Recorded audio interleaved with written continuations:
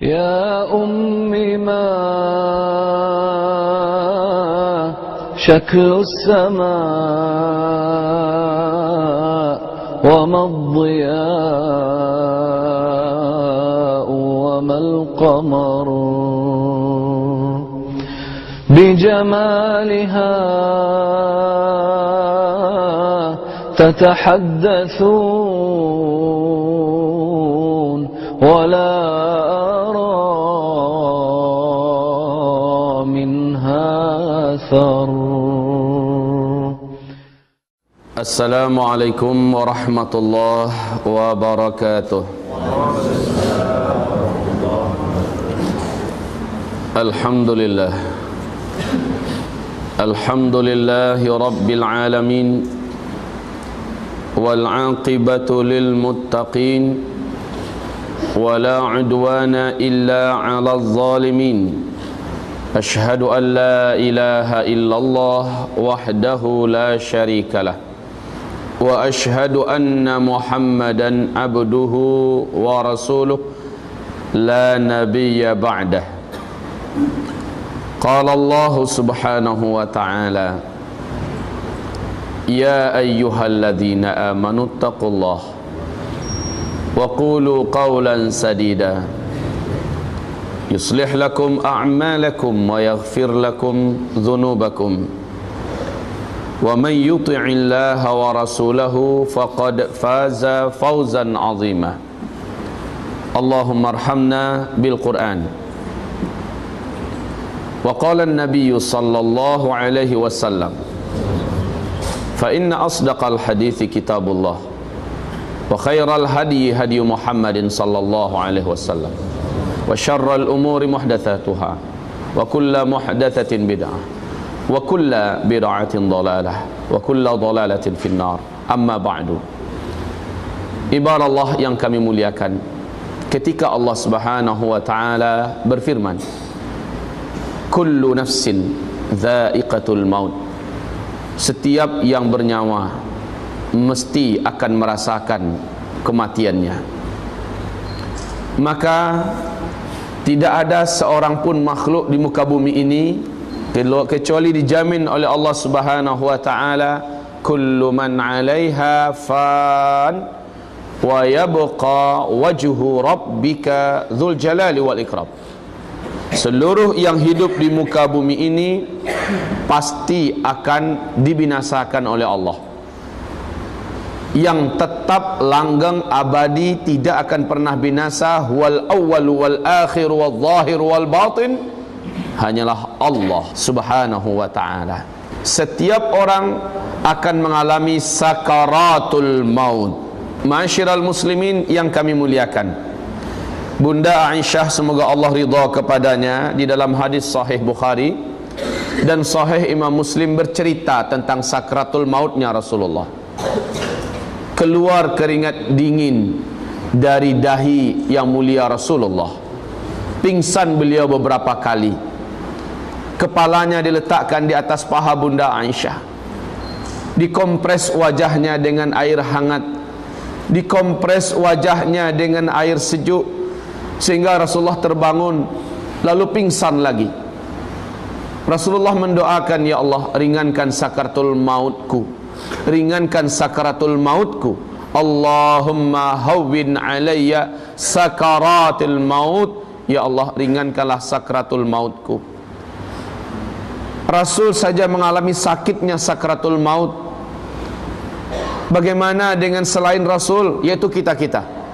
Sakaratul maut disebut dengan sakarat, orang dalam keadaan seperti mabuk kondisinya, padahal dia tidaklah mabuk. Wa taran nasa sukara wa ma hum bisukara, engkau lihat manusia seperti mabuk, padahal mereka tidaklah mabuk. Kesakitan yang dialami dalam sakaratul maut ini, Rasul mengatakan, bagaikan seluruh bumi ini menghimpitmu dari ujung kaki terus naik ke atas, terus ke atas. Jangankan seluruh bumi kaum muslimin, satu mobil truk, satu mobil tronton saja melindas kita dari ujung kaki, terus naik ke betis, terus naik ke paha, terus naik ke pinggul kita, terus naik ke perut kita, terus ke dada kita. Sakit apa yang tidak bisa dikatakan? Dan itu perlahan-lahan dirasakan, perlahan-lahan. Kaum muslimin yang kami muliakan, nyawa pun dicabut tergantung pada amal yang dikerjakan orang ini semasa hidup. Saya ingin sampaikan tema kita pada subuh hari ini, perjalanan menuju akhirat. Apakah kita tahu bahwa manusia dalam hidup ini, bagaimana sakratul mautnya itulah penentu bagaimana dia itu setelah kematiannya. Bagaimana sakratul mautnya, lihat seperti apa nasibnya setelah itu, tergantung kepada sakratul mautnya. Jika dia adalah orang yang banyak tabungan ketaatan dan kesolehannya, insya Allah sakratul mautnya indah. Sakratul mautnya akan nampak ciri-ciri husnul khatimah. Tapi jika orang ini semasa hidupnya adalah pendurhaka kepada Allah, maka ibadallah yang kami muliakan, berat sakratul mautnya, tidak bisa disembunyikan. Orang yang menyaksikan akan ngeri menyaksikan. Rasul mengatakan 70.000 malaikat dalam Sahih Muslim turun dari langit. Si calon mayat ini menyaksikan siapa yang turun dalam jumlah yang banyak. Jika dia orang yang beriman, soleh dan taat, ternyata 70.000 ini adalah malaikat yang memberikan wajah-wajah yang cantik, wajah-wajah yang bersih, sedap dipandang mata. Bibir mereka tersenyum turun ke bumi, mengelilingi sang calon mayat ini. Jika dia orang yang soleh, jika dia orang yang taat. Lalu salah seorang di antara mereka, kata Rasulullah, yaitu malaikat maut, keluar di antara 70.000 itu, kemudian menghampiri sang calon mayat untuk menarik nyawanya pelan-pelan, perlahan-lahan. Diusap-usap kedua pipinya, dikatakan kepadanya, ya ayyatuhan nafsul mutmainnah, irji'i irji'i, wahai jiwa yang tentram, kembalilah, kembalilah, kembalilah ila rabbiki, kepada sang penciptamu, kembalilah, kembalilah wahai jiwa yang tentram. Dibelai-belai agar ruh mau meninggalkan badan, dibujuk-bujuk, dirayu-rayu dengan perlahan-lahan. Irji'i ila rabbiki radiyatan mardiyah, kembalilah, ketahuilah Allah sedang ridha kepadamu, Allah sedang suka untuk bertemu denganmu. Engkau pun suka kan bertemu dengan Allah yang menciptakanmu, kembalilah, keluarlah wahai ruh, keluarlah wahai ruh. Ya ayyatuhan nafsul mutmainnah, irji'i ila rabbiki radiyatan mardiyah. Hamba-hamba Allah yang kami muliakan, langsung kata Rasulullah, dibukakan untuknya tirai gaib. Hanya si calon mayat ini yang mampu melihat apa yang ada di balik tirai gaib itu, pemandangan surga, subhanallah. Lalu diperlihatkan tempat tinggalnya, dikatakan kepadanya, ini tempatmu. Ada rumah yang maha besar, maha indah, maha megah, maha mahal, yang tidak bisa terlihat di muka bumi ini. Tak pernah terdengar oleh telinga ada makhluk di bumi ini yang sanggup membuat seperti itu. Ditambah dengan taman-taman yang memukau dan sangat menakjubkan. Dan tertulis di situ di pintu gerbang besarnya bahwa pemilik tempat ini adalah dia, subhanallah. Maka dikatakan, fadkhuli fi ibadi wadkhuli jannati, masuklah, bergabunglah engkau ke dalam hamba-hambaku, masuklah, bergabunglah engkau ke tempat tinggalmu, yaitu surgaku, kata Allah subhanahu wa ta'ala. Maka nyawa ini tamak untuk ingin masuk ke situ.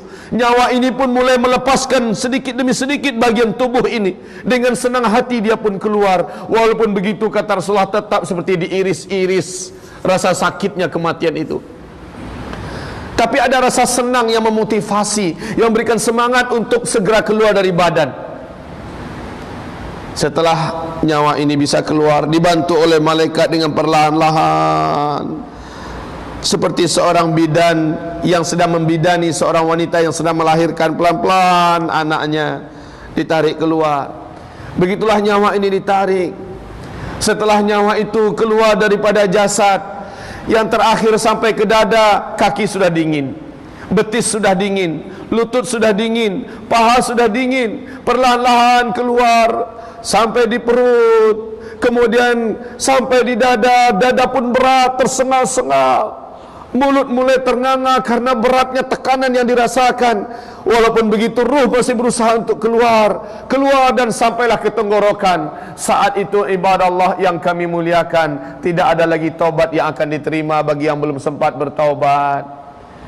Saat itu kemudian ruh tersangkut di bagian tenggorokan ini.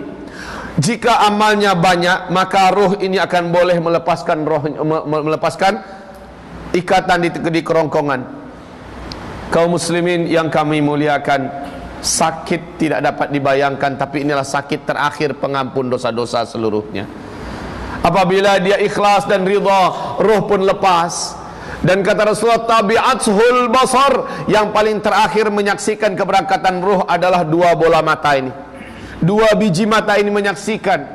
Sehingga siapapun manusia yang meninggal dunia, mesti kedua bola matanya menyaksikan keberangkatan roh meninggalkan. Makanya disunnahkan kita menutupnya.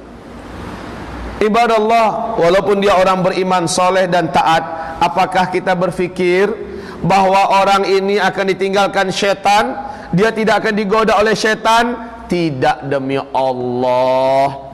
Justru godaan syaitan yang terkutuk, puncak-puncak godaan syaitan. Perjuangan paling terakhir syaitan menggelincirkan anak cucu Adam adalah ketika sakaratul maut ini. Disinilah puncak perjuangannya, menyesatkan anak cucu Adam. Rasul bersabda, syaitan menghampirinya dalam bentuk keluarganya yang sudah meninggal dunia. Dalam bentuk keluarga yang sudah meninggal dunia. Mungkin ayahanda kita yang telah almarhum meninggal dunia, mungkin ibunda kita. Siapakah umpamanya orang yang telah meninggal dunia dan dia dekat di hati kita, dia akan datang syaitan itu berupa orang yang ini. Lalu dia membisikkan, Ananda, ayah sudah dulu nak, ayah menantikanmu. Mak sudah dulu nak, mak menunggumu. Mak rindu denganmu Nanda. Nanda, mak sayang kepadamu. Ketahuilah agama yang lurus itu, agama yang benar itu adalah agama Yahudi nak. Masuklah engkau ke agama Yahudi ini, anggukkan kepalamu, isyaratkan engkau setuju nak. Bagi syaitan itu cukup pak. Kalau dia syaitannya syaitan Nasrani, maka dia akan menggoda nak, agama yang benar itu adalah agama Nasrani nak. Ayo nak, anggukkan dan isyaratkanlah olehmu engkau setuju dengan agama Nasrani, maka engkau telah masuk ke Nasrani, engkau akan masuk surga nak, engkau akan bahagia semacam emak. Emak dah bahagia sekarang. Emak menjelang akhir hayat juga mengucapkan dan mengiyakan. Itu syaitan kaum muslimin. Sebagaimana Rasul mengatakan, hendaklah ketika si calon mayat sedang sakarat, siapapun keluarga yang ada bacakan surat Yasin wal Qur'anil Hakim. Bacakan ini supaya syaitan tabang ambu, kata orang Padang. Supaya syaitannya pergi menjauh. Ibadah Allah yang kami muliakan, laqinu mautakum la ilaha illallah. Diperintahkan harus talqinkan saat setan menggoda agar kita kafir kepada Allah. Saat itu keluarga kita hendaknya di samping dan mentalkinkan kita kalimat tauhid. Waktu lahir kita diazankan dan diqamatkan, waktu meninggal kita ditalkinkan, supaya kita disambut dengan kalimat tauhid dan ditutup dengan kalimat tauhid. Ini hikmahnya. Setelah itu roh pun keluar. Apabila kita memang orang yang kuat imannya sebelumnya, roh keluar dengan husnul khatimah. Langsung kata Rasulullah, malaikat yang 70.000 tadi memandikan roh tadi dengan air suci yang dibawa dari langit. Subhanallah. Setelah dimandikan dengan sigap dan cepat, roh tadi dibungkus dengan kain yang dibawa dari surga dan disolatkan oleh 70.000 malaikat yang tadi datang bersama dengan malaikat maut, disolatkan. Ruh tadi disolatkan. Subhanallah. Hanya kita yang tidak boleh menyaksikan dengan kasat mata ini. Setelah ruh disolatkan dan didoakan, 70.000 malaikat ini membawa ruh yang suci tadi ke langit. Ruh orang beriman ini dibawa semerbak mewangi ke timur dan ke barat bau ruh yang suci ini. Sampai di langit dunia, kata Rasulullah, gerbang raksasa, gerbang gaib yang ditunggu oleh malaikat penunggu langit dunia bertanya-tanya, wahai rombongan para malaikat, siapa yang kalian bawa ini? Begini harum dan sangat mulia baunya. Maka malaikat-malaikat tadi menjawab, tahukah kalian yang kami bawa ini adalah fulan, lelaki yang beriman, wanita yang beriman, dia dari keluarga Anu, dari negeri Sarawak, dia orangnya soleh, dia orangnya taat, kuat ibadah, rajin ini dan sebagainya, baik pada orang tuanya, santun pada tetangganya, dan memuliakan serta mengasihi anak-anaknya, suka berderma dan cinta kepada agama, memperjuangkan agamanya, dan seterusnya dan seterusnya. Maka apa kata para malaikat yang menjaga gerbang langit? Kalau begitu, dia boleh masuk. Maka dibukakan. Tapi tolong izinkan kami pun ingin menyolatkannya. Seluruh malaikat penduduk langit dunia membuat soft langsung menyolatkan roh orang beriman yang soleh ini. Masya Allah. Sudahlah 70.000 malaikat tadi menyolatkan di bumi, sekarang dibawa ke langit. Malaikat penjaga lapis langit dunia pun ikut menyolatkan seluruhnya. Allah, Allah, beruntunglah orang beriman ini. Rohnya disolatkan lagi. Roh ini kembali dibawa beriring-iringan menuju lapisan langit yang kedua, kata Rasulullah dalam Sahih Muslim. Sampai di lapisan langit kedua terjadi dialog dengan malaikat penjaga gerbang langit kedua seperti di langit pertama. Kemudian para malaikat lapis langit kedua pun minta izin agar mereka diizinkan menyolatkan roh ini. Allah, disolatkan lagi. Sampai lapis langit yang ketujuh, seperti itu seluruh kisahnya. Setelah itu Allah berfirman kepada seluruh para malaikat yang 70.000 itu, aku telah mengakui hambaku ini dan telah kuterima. Sekarang kembalikan dia dulu ke jasadnya di liang lahatnya. Satukan dia dengan jasadnya di liang lahatnya. Kemudian 70.000 malaikat ini turun kembali membawa roh yang telah disolatkan di 7 lapis langit. Roh ini dibawa beriring-iringan dengan jenazah yang sedang dibawa ke pemakaman. Di sini salah satu rahasia kenapa Rasul mengatakan segerakan menyelenggarakan jenazah, segerakan, supaya nanti ketika jenazah dibawa, malaikat juga sedang turun membawa rohnya kembali. Jika tidak, lama lagi nunggu anak dari Kuala Lumpur datang, nunggu dari Jakarta, nunggu dari Amerika, sehingga ditunda dulu sehari, ditunda dulu semalam. Ini zalim kaum muslimin, zalim. Ya, Rasulullah mendidik dah. Dan para sahabat sudah faham dengan pendidikan Rasulullah ini. Meninggal malam selenggarakan, malam juga dikuburkan. Sehingga di waktu pagi Rasul merasa kehilangan dengan salah seorang sahabat. Mana si fulan? Kok enggak nampak? Apa kata para sahabat? Ya Rasul, malam tadi selepas kita sholat isya, agak larut sedikit malam, si fulan ini meninggal ya Rasulullah. Terus lalu kami mandikan, kami kapani, kami sholatkan dengan jumlah jemaah yang ada, dan kami kuburkan langsung malam tadi. Kenapa kalian tak kasih tahu saya? Kata Rasul, saya pun ingin menyelenggarakannya bersama. Ya Rasul, kami anggap dia sahabat yang tidak begitu penting, tidak begitu terkenal, mungkin hanya akan mengganggu engkau ya Rasulullah. Tidak, kata Rasul, tunjukkan saya di mana kuburannya. Setelah ditunjukkan itu kuburannya ya Rasulullah, Rasul pun datang ke sana dan menyolatkannya di situ. Ini hadisnya Sahih Bukhari. Dan menyolatkannya setelah dia dikuburkan. Rasulullah memang menganjurkan demikian. Jadi tak ada main tunggu-tunggu itu kaum muslimin. Tunggu dulu anaknya, tunggu dulu tiketnya belum dapat lagi, besok mungkin. Masya Allah nih, ibarat Allah ini zalim kepada roh yang sudah dibawa oleh malaikat tadi. Terkotang-katung. Ibarat Allah yang kami muliakan, saat jasad dimasukkan ke liang lahatnya, kemudian papan pun ditutup, papan liang lahat. Dan mohon dibedakan, kita bukan Yahudi, kita bukan Nasrani.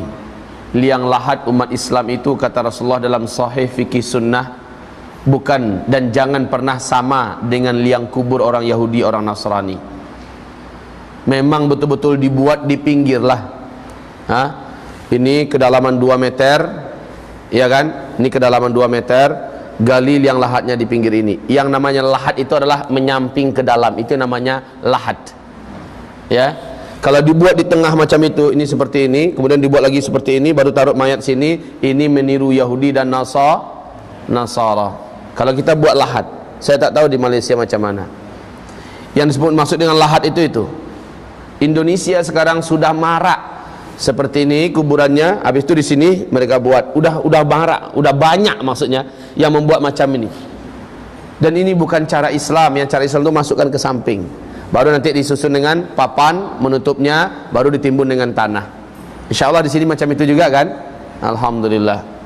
Kaum muslimin khaliful yahud wan nasara fi kulli syai', kata Rasulullah. Selisilah oleh kamu, mesti berbeda kamu dengan orang Yahudi dan orang Nasrani dalam segala hal, termasuk membuat lahat.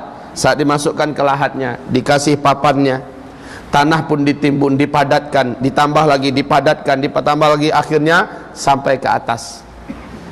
Kaum muslimin, setelah selesai di atas, bedakan sedikit, beri unggunan agak sedikit, kasih tanda bahwa di sini bagian kepala, dikasih tanda dengan batu nisankah atau dengan kayukah atau apa, bahwa ini adalah kuburan. Setelah itu tidak di sana didoakan.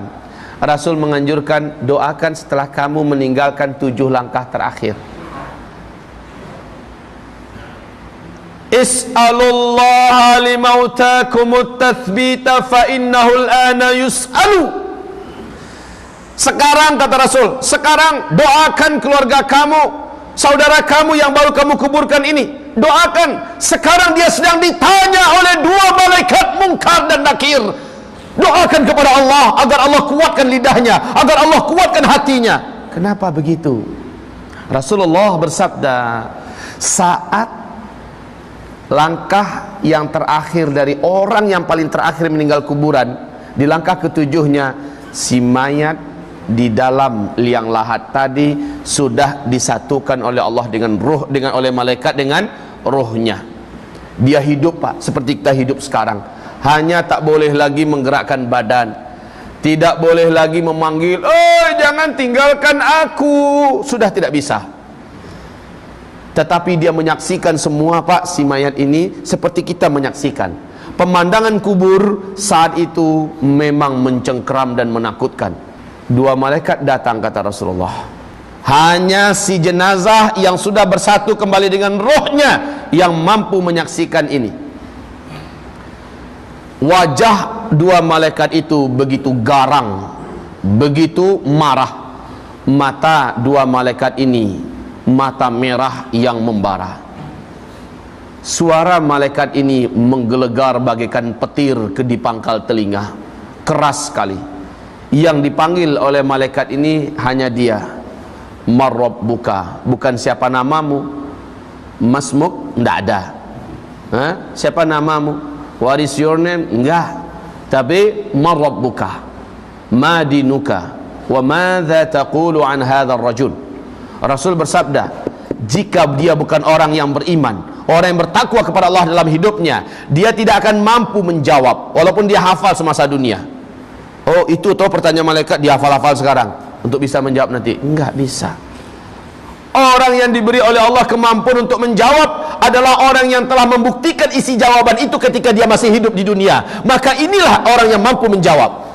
Dan itu wajib dibantu dengan doa saudara-saudaranya yang masih hidup, yang baru saja meninggalkan pekuburan.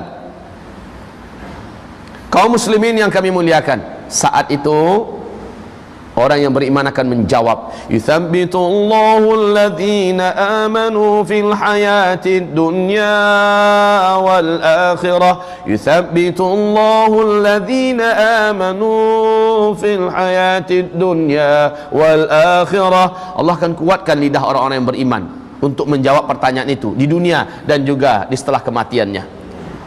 Dia mampu menjawab, Rabbi Allah, Rabbku adalah Allah. Agamaku adalah Islam. Adapun laki-laki ini, dia adalah Rasul Allah, teladan kami. Kami beriman kepadanya dan kami mengikuti apa yang diajarkannya. Maka fanada munadin minas sama, terdengarlah suara dari langit, hambaku benar, aku telah menerimanya, aku mengakuinya. Kemudian dinampakkan, kata Rasulullah, di dalam kubur itu pemandangan neraka, terbuka pintu neraka dan terbuka jalan menuju ke neraka. Di situ ada tempat penyiksaan yang sangat mengerikan dan menakutkan. Tertulis di pintunya nama dia. Ketakutanlah hamba ini. Ketakutan. Siapa yang tidak takut? Ada tempat penyiksaan di dalam neraka. Di situ tertulis atas nama dia. Umpamanya namanya Fadlan. Ada yang nama Fadlan di sini? Enggak. Zulkifli saja. Zulkifli Muhammad Ali. Biar tidak ada yang tersinggung. Zulkifli Muhammad Ali. Kemudian tempat itu disegel, ditutup. Kemudian apa kata malaikat Munkar dan Nakir? Mestinya di sini tempatmu jika engkau dulu di dunia durhaka dan durjana kepada Allah, bermaksiat kepada Allah. Tapi Allah telah menutup ini selama-lamanya buatmu. Ditutuplah pintu neraka itu dan dihilangkanlah jalan menuju ke sana. Legalah roh ini, legalah nyawa ini, dan si jasad pun merasa tenang. Kemudian dibukakan pemandangan yang lain. Ini dia yang waktu akan meninggal dunia dia lihat. Pemandangan yang luar biasa indahnya. Terbentang jalan yang begitu menawan menuju ke sana. Dan tertulis namanya, dia penghuni tempat itu.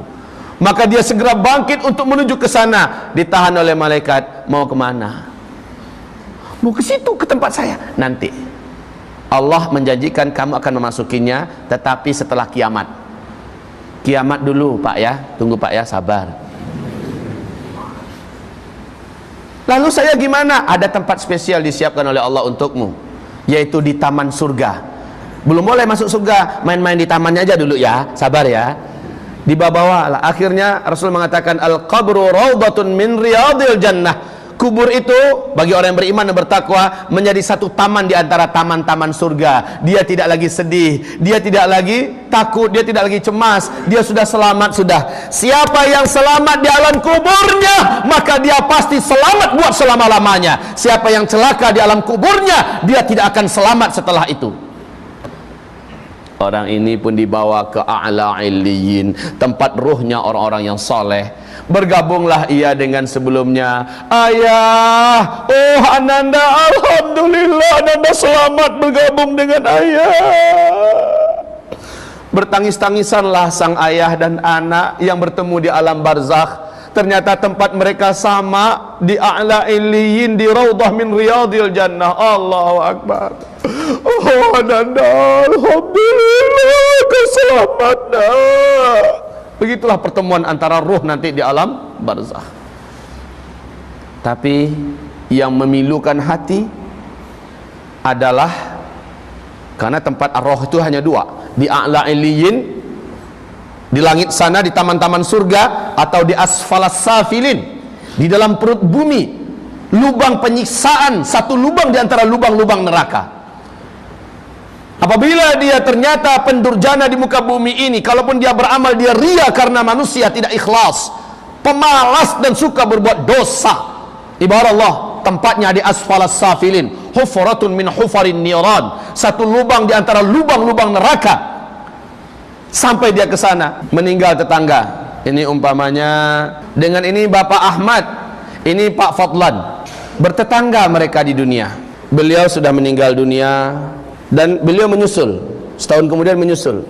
Ternyata karena mereka sama-sama soleh dan taat di kehidupan dunia, ketemunya di a'la illiyin, bersalam-salaman dan bertegur sapa. Rasul menceritakan dalam hadis-hadis yang sahih, berceritalah, gimana ketika kamu meninggal dunia? Anak-anak saya ketemu oleh kamu. Iya iyalah ketemu. Gimana? Wah, anakmu soleh, taat, beriman, segala macamnya. Alhamdulillah, kata beliau, alhamdulillah ya Rabb. Ya Rabb, terima kasih engkau telah memberi kepada anak hamba keistiqomahan. Istri saya bagaimana? Nah ini, istri kamu udah nikah dengan orang lain. Oh enggak apa-apa. Soleh kan suaminya? Iya, alhamdulillah. Karena nggak ada lagi kesedihan, Pak. Orang yang sudah masuk alam barzah nggak ada lagi kesedihan. Oh, istrimu sekarang masih menjanda, cuma ada sih yang lagi dekat-dekat sama dia, gitu kan pamannya. Nah, kaum muslimin yang sedihnya, anak saya nomor 2 gimana? Kamu ketemu nggak? Loh, kamu nggak tahu ya? Anak kamu yang nomor 2 kan udah meninggal 3 bulan yang lalu. 3 bulan yang lalu. Dilihat daftar di alam barzakh sana, didatangilah malaikat yang menjaga nama-nama orang-orang yang sudah masuk ke alam barzakh di a'la illiyin. Nggak ada nama anak itu. Maka menangislah sang orang tua, ternyata pasti anaknya masuk ke asfalasa, berarti dia bukan termasuk anak yang beruntung. Iya, dia semasa saya hidup aja dia jahat pada kami kedua orang ibu bapaknya. Dia suka mempermainkan sholat segala macamnya. Sekarang udah mati ya anak saya. Udah, ya Allah. Sudah. Kaum muslimin yang kami muliakan, masuk ke dalam asfalas safilin. Nauzubillah. Bercerita, nanti yang ketiga Pak Fadlan nyusul meninggal 3 tahun yang kemudian. Kedua bapak ini, Pak Muhammad dengan Pak Ahmad, bercerita pula. Bila mengatakan, bagaimana dengan istri saya? Istrimu sekarang sudah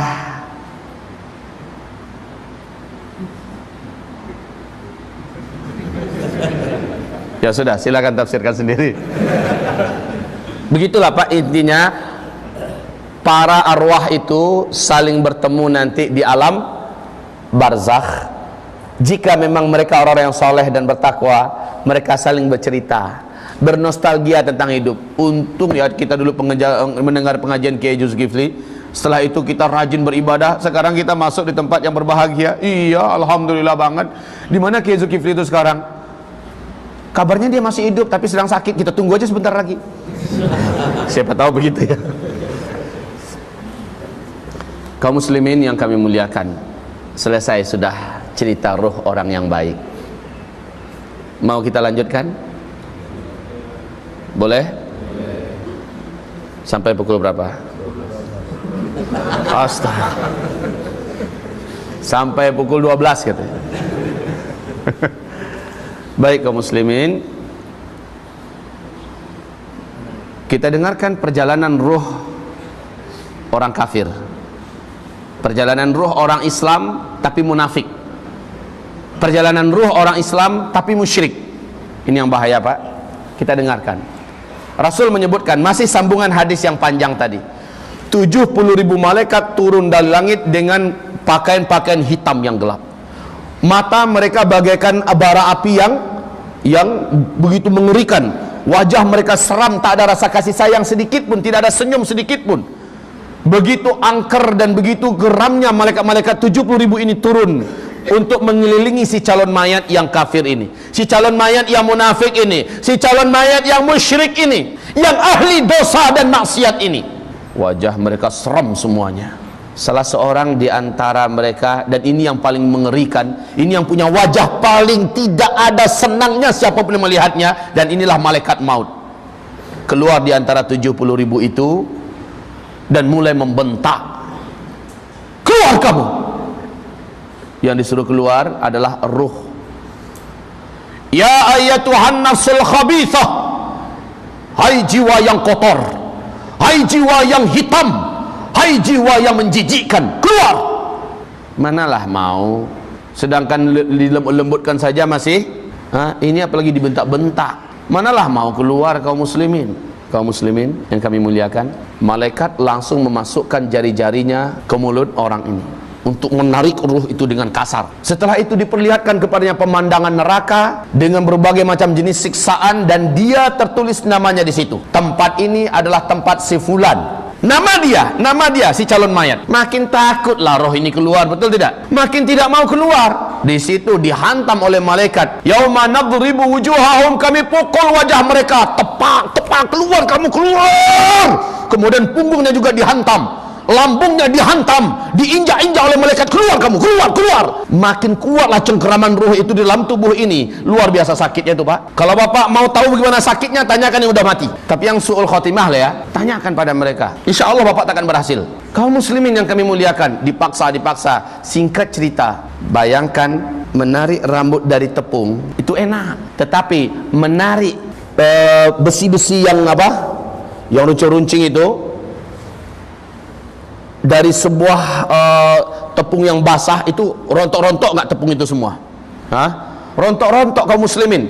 Begitu istilahnya, begitu kerasnya roh itu ditarik, dan terdengarlah tanda-tanda sakaratul maut yang su'ul khatimah dari orang ini. Rasul mengatakan orang yang mengalami sakaratul maut itu bagaikan kuda yang disembelih dengan besi yang berkarat. Sakit, bunyi suaranya sangat kedengaran. Kaum muslimin yang kami muliakan, singkatnya roh itu pun keluar. Roh itu tidak dimandikan, langsung dibungkus dengan kain kasar yang dibawa dari langit, dan kain itu pun busuk. Roh tadi keluar sangat busuk, sehingga para malaikat-malaikat tadi pakai masker. Nah, itu istilah saja kaum muslimin. Saking busuknya bau ini, malaikat-malaikat itu semakin memburuk wajah mereka dengan bau si roh yang menjijikkan itu. Dibawalah ke langit sambil diseret-seret. Kalau tadi dibawa dengan penuh penghormatan, ini diseret-seret dibawa ke langit. Sampainya di langit, terganggulah malaikat penghuni langit dunia. Dan penjaga gerbang malaikat penjaga gerbang langit dunia bertanya, bau apa ini? Siapa yang kalian bawa? Maka dikatakan, ini adalah si Fulan bin Fulan. Ini adalah orang Jakarta. Dia kerjanya ketika hidup di dunia berzina aja terus. Ketika hidup di dunia merampok, dia berjudi, dia adalah peminum tua, dia anti sholat, dia bla bla bla bla bla bla bla. Ceritakan semua kejahatannya. Apa kata para malaikat? Kami tidak mau mengotori dan merusak pemandangan langit dunia ini dengan ruh yang seperti ini. Kami tak akan bukakan pintu untuknya. Menggelegarlah suara dari langit, bawa celaka ini kembali ke bumi. Masukkan dia dan gabungkan dia dengan jasadnya di liang lahatnya. Di situ kaum muslimin, Rasul bersabda, ketika iring-iringan jenazah dibawa ke pemakaman, mau diantarkan ke liang lahat, ruh ini berkata, mau dibawa kemana? Saya mau diapakan? Kata ruh ini, ya, dia hanya melihat jasadnya saja. Dia tidak bisa melihat orang yang membawa jasad ini. Mau dibawa kemana? Saya mau diapakan? Oh diriku, oh celakalah aku. Saat dimasukkan ke liang lahat, orang kalau su'ul khotimah, Pak, akan ada tanda-tanda su'ul khotimah didapati. Tanda-tanda su'ul khotimah itu di dalam kitab yang ditulis oleh, yang ditaklik oleh 3 ulama besar, Syekh Albani, Syekh Utsaimin, dan Syekh Abdurrahman As-Sa'di, yaitu perjalanan ke akhirat. Ibarat Allah yang kami muliakan, kitab misteri kematian, ya, misteri kematian. Dan di dalam kitab ini, perjalanan ke akhirat juga lengkap menceritakan tentang perjalanan setiap ruh dan pengalaman di alam kubur, serta perjalanan di padang mahsyar dan seterusnya. Ibarat Allah yang kami muliakan, di sini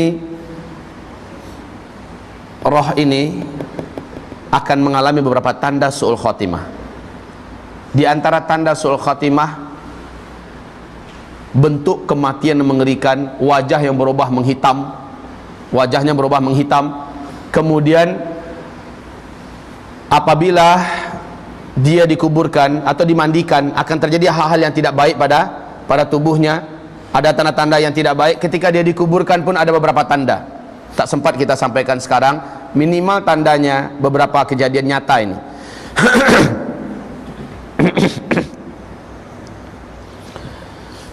Seorang pemuka agama di kabupaten 50 kota di Sumatera Barat. Dia pemuka agama, Pak, tokoh, dan bahkan dikatakan sebagai khalifah lah, kalau kata orang-orang pengajian di Sumatera Barat. Meninggal dunia. Meninggalnya juga ngeri meninggalnya, padahal dia tokoh agama, seorang khalifah malah diistilahkan. Kemudian dimandikan, dikapani, dan disolatkan, diantarkan ke kuburan. Waktu mau dimasukkan, liang lahatnya itu menyempit, jadi tak muat. Kemudian ditarik balik ke atas jenazah tadi, dilapangkan balik, digali dengan skop, dibuang tanahnya ke atas, diperlebar, diperbesar, dimasukkan lagi, sempit lagi. Memang sempit kaum muslimin, tak muat, macam cocok untuk anak umur 5 tahun ke bawah aja. Semua yang menyaksikan takjub itu dari pukul 2:30, ya, dari pukul 2:30. Tahu tidak sampai jam berapa? Sampai menjelang maghrib. Bolak-balik dimasukkan, tidak dapat, menyempit terus tanahnya. Kemudian karena orang dah mau maghrib, hari juga mau hujan, udah gelap di langit, mau hujan, mau maghrib, terpaksa dimasukkan dengan ala kadarnya, ya. Dimasukkan dengan paksa, ditekuklah bagian-bagian lututnya, ditekuk ke atas, bagian paha, apa tuh, pangkal paha juga ditekuk, kemudian kepala juga ditekuk, dimasukkan begitu. Padahal guru besar mereka itu, guru besar mereka. Akhirnya dimasukkan dengan paksa, agak memiring, bukan lagi lurus normal, dimasukkan. Ketika diletakkan papannya, baru saja papan terakhir, semua yang ada di atas mendengarkan bunyi tulang yang diremukkan. Bunyi tulang yang diremukkan, kertak-kertuk, semuanya mendengar, semua yang ada di atas mendengar. Masya Allah, Masya Allah. Singkatnya, memang semasa hidup dia termasuk orang yang suka mengambil tanah orang lain, tanah anak muridnya. Mentang-mentang dia guru besar, mentang-mentang dia ditakuti karena dia punya banyak kesaktian, kata orang itu karamah segala macamnya. Ya, kaum muslimin akhir hayatnya Allah permalukan seperti itu. Itu kejadian nyata. Kejadian yang kedua, ini langsung di depan mata saya dan saya yang mengalaminya. Sakratul mautnya keluarganya yang tahu. Disiram Pak, sampai-sampai banjir bilik dia, tempat dia mati itu. Dia panas, minta disiram terus, minta minum terus, minum panas, kemudian dikasih minum, masih haus, panas, badannya disiram Pak, kayak orang nyiram kebakaran, disiram terus sampai berlinang, sampai naik ke atas mata kaki air di kamarnya itu. Orang yang di bawah juga nyiram air keluar, dia disiram terus, panas kaum muslimin, panas, haus, mati dia dalam keadaan buruk, matanya membelalak, mulutnya mengeluarkan busa, mati. Istrinya datang ke rumah saya, menangis, Ustaz, tolong Ustaz, suami saya dah meninggal dunia. Innalillahi wa inna ilaihi raji'un. Kapan Bu? Baru Ustaz, tolong ya Ustaz ya, tolong selenggarakan. Iyalah, saya datang Bu, insyaallah. Saya datang kaum muslimin. Sesampai di sana, saya ikut memandikan. Tak usahlah saya ceritakan apa yang saya saksikan ketika memandikannya. Lalu dikapani, saya yang mengapani. Setelah itu dibawa bersama-sama ke musola, ke surau. Di samping surau itu langsung pemakaman umum. Di samping pemakaman umum itu langsung jalan yang boleh ditempuh oleh satu mobil saja. Di samping jalan itu sawah ke bawah, kira-kira 3 meter tuh sawah tuh. Sawah, udah terbayang kira-kira. Musola, ya, kemudian pemakaman, jalan, sawah. Oke? Saat dia diantarkan ke pemakamannya,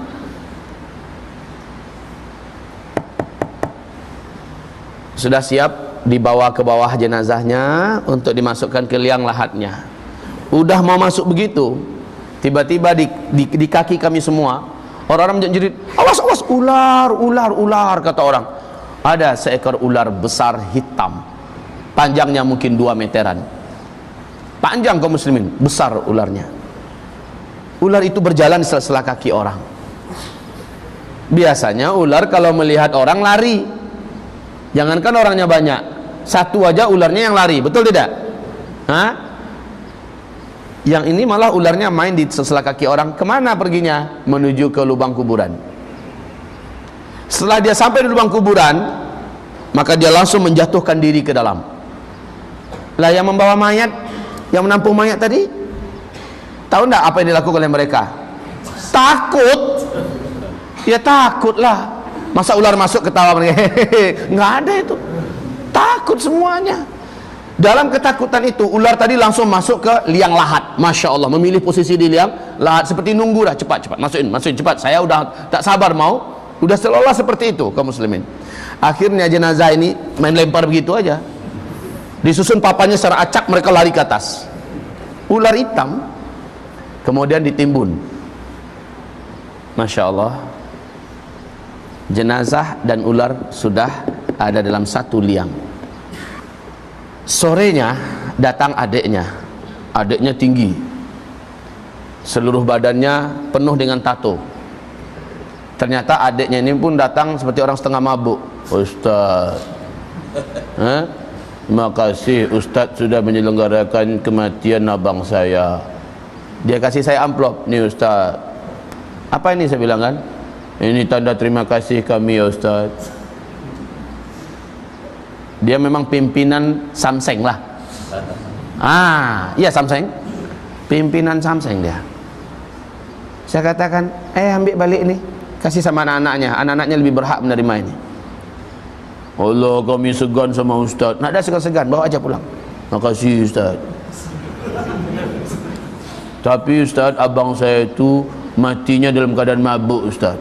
Ulalah, matinya dalam keadaan mabuk. Man laqiyallaha wa huwa mudminul khamri mata wa huwa alaihi ghadban, kata Rasulullah. Siapa yang meninggal dunia sementara dia masih mencandu khamar, Allah murka kepadanya. Besok paginya, nah ini yang menakjubkan, besok paginya, Masya Allah, tetangga yang pas di depan rumah saya itu pukul 10:30 teriak-teriak menggedor pintu rumah saya. Ustaz, buka pintu, Ustaz, buka pintu. Macam apa saja, kayak rumah kebakaran. Saya buka pintu, Waalaikumsalam. Ada apa? Ustaz, saya baru lewat dari kuburan Ustaz. Ya, kuburan yang itu memangnya ada apa? Biasa Pak, tetangga ini dia yang membuat tempe. Tahu tempe kah? Dia buat tempe, dia membuat tahu. Biasanya pukul 4 subuh, belum subuh lagi dia udah berangkat menuju ke pasar, bawa itu untuk dibagi-bagi sama pedagang lain. Kemudian pulangnya dia jam 9, jam setengah 10 itu udah pulang naik bendi. Bendi adakah di sini? Dokar, saldo, apa? Nggak tahu. Kuda yang pakai bawaan rodanya 2 dari kayu itu. Delman, apa namanya? Ya sudahlah, pokoknya faham. Nah, kaum muslimin, dia pulang naik itu, lewat kuburan itu.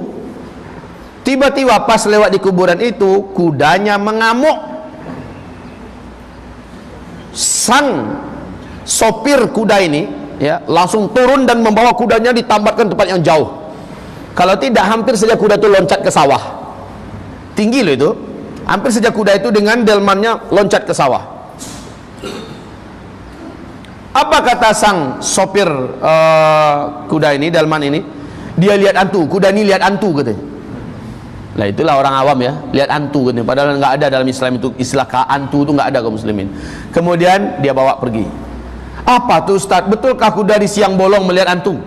Di siang bolong tuh terang begitu hari, apalagi pagi, masa lihat hantu? Iya nggak Ustaz? Katanya. Saya katakan pernah kejadian sama dialami oleh Rasulullah. Beliau lewat di beberapa kuburan, sementara beliau menunggangi unta, tiba-tiba untanya mengamuk. Rasul sigap turun dan untanya dibawa jauh dan ditambatkan di sebuah batang pohon kurma. Lalu Rasul bertanya, kuburan siapa ini? Ini kuburan siapa, kata Rasul. Salah seorang sahabat menjawab, saya tahu ya Rasulullah, yang itu kuburan Fulan bin Fulan dari kabilah Anu, dari suku Anu. Yang satu lagi ya Rasulullah, itu kuburan Fulan bin Fulan dari kabilah Anu, dari suku Anu. Innahuma yu'adzabani wa ma yu'adzabani min kabir. Mereka sekarang ini dua-duanya dalam kubur ini sedang diazab. Padahal itu waktu duha. Itu waktu duha. Mereka sekarang ini sedang diazab. Wa ma yu'adzabani min kabir. Bukan karena dosa yang sangat besar mereka diazab, tapi mereka diazab. Amma ahaduhuma, salah seorang di antara mereka disiksa karena ketika hidup di dunia kencing dia. Loh, kita kencing semua nih. Pipis, buang air kecil, tapi dia terbuka dari pandangan umum. La yastatiru min baulih, dia tidak menutup diri ketika buang air kecil. Satu, yang kedua, dan dia tidak memberi pembatas antara dirinya dengan tempat dia membuang air kecil itu. Karena Pak, kalau langsung nembak ke lantai, maka percikannya akan kena ke la yastanji min baulih. Dia tidak bersuci dan dia tidak pakai pembatas, dia terbuka dari pandangan orang. Jadi maaf nih, orang-orang yang pipisnya suka nembak dinding, suka nembak batang pohon, ban mobil, ini orang-orang yang harus diberi ilmu tentang ini. Kasihan Pak, kasihan. Kalau ada anak keluarga kita macam-macam yang buat macam ini, mesti kasih tahu nih apa yang terjadi di zaman Rasulullah SAW. Rasul mengatakan orang ini akan disiksa dalam kuburnya. Otomatis sholatnya tak akan diterima karena ada pipis yang menempel dan jatuh-jatuh ke celananya. Berapa banyak sholat yang dia tinggalkan karena punya kebiasaan yang jelek ini. Yang kedua kata Rasulullah, yamshi fin nasi bin namimah. Kerjaannya semasa hidup di muka bumi suka mengadu domba orang, membuat orang yang mesra jadi membenci, membuat orang yang berteman menjadi saling bermusuhan, suami istri jadi bercerai, membuat ulama difitnah lalu masuk penjara dan segala macamnya. Ini orang-orang yang macam ini disiksa. Selanjutnya ibarat Allah, ruh itu dimasukkan ke liang lahat, bersatu dengan jasadnya. Dua malaikat mungkar dan nakir datang kepada ruh itu, bertanya dengan pertanyaan yang sama, suara yang menggelegar. Saat itu karena dia tidak punya amal yang cukup di dunia, maka dia tidak mampu menjawab dan memang tidak bisa dia menjawab. Lidahnya berusaha untuk menjawab apa yang mungkin sudah dia kenal dan dia dengar ketika di dunia. Tapi kata Rasulullah dalam hadis itu bahasanya cuma begini,